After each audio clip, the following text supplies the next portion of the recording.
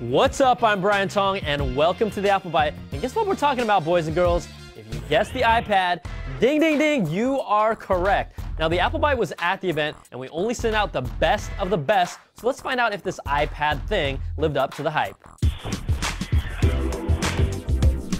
Brian Tong here with CNET.com, and yes, in my hand, this is the iPad. And I've got to tell you that it does feel pretty sturdy. It has a nice weight to it. It's 1.5 pounds, and it's ½ an inch thick. And when you look at it, you might think, well, it looks like a really big iPod Touch, and it does have a lot of features very similar, but what they've done is actually rebuilt a lot of the core apps specifically for this device. So if we look at something like Mail, and you can see the layout of your emails, but you can actually view them here in the right-hand column, and you'll see this in a lot of the other applications.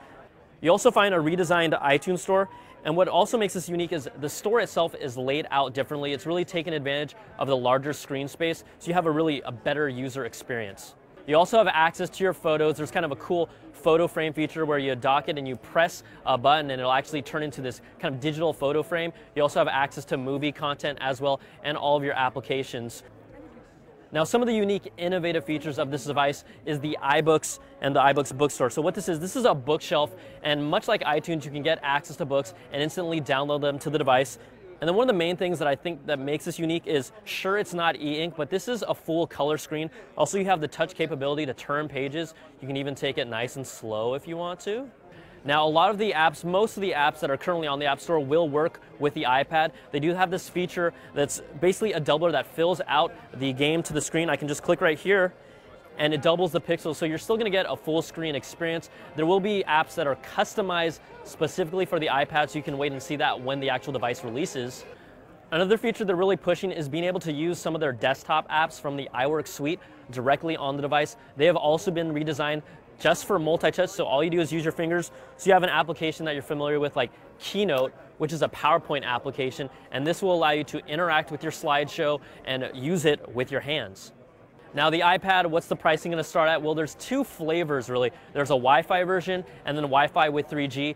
If you want the entry-level Wi-Fi model, that's going to start at $499 and go up to $699. Then if you want a Wi-Fi and 3G version, that's going to start at $629 and go all the way up to $829 for this 64 gig version. Now, the iPad overall, it is a unique, innovative device. I don't feel really super compelled to buy one at the moment, but I really think that will change as more media content that you can interact with that makes a unique experience comes out. But overall, there's your first look at the iPad. I'm Brian Tong with CNET.com.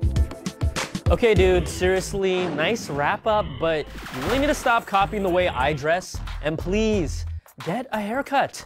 That's you. Wait, Jamie, is that you? Just move on. She's watching the show. Okay, perfect then. Okay, be perfect. Now, we also asked people what they thought of the announcement. What were your first impressions when they announced the iPad? That it's bigger than an iPod. It was interesting to see the fit and finish on it, actually handling it, and it's so solid. It's pretty much just like a big iPod Touch, that's cool. I'm cool with that. It's like revolutionizing the whole idea of what we do with a computer and doing it all with your hands.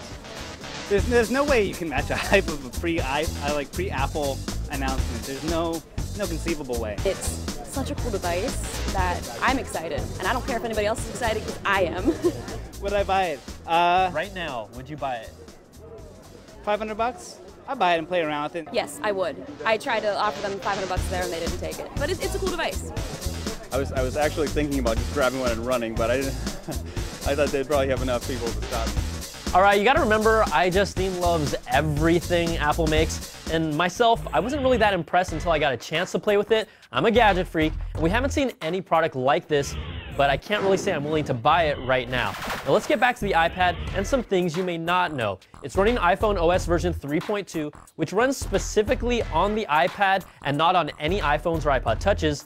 The iPad will have external video out capability. You'll be able to mount it as a drive to share files. There's still no flash support, and there's still no multitasking, and apps specifically developed for the iPad will not be compatible with iPhones or iPods.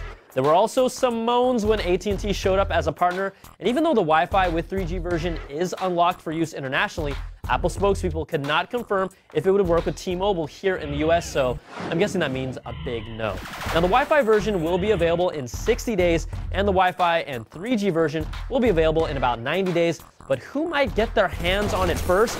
Jack Bauer and 24. Rodney Charters, the director of photography for 24, tweeted that they would be getting Apple's latest goodie for an episode. I'm just thinking, would he use it to get his latest mission information, or would he mess up a bad guy like he did with that fire axe?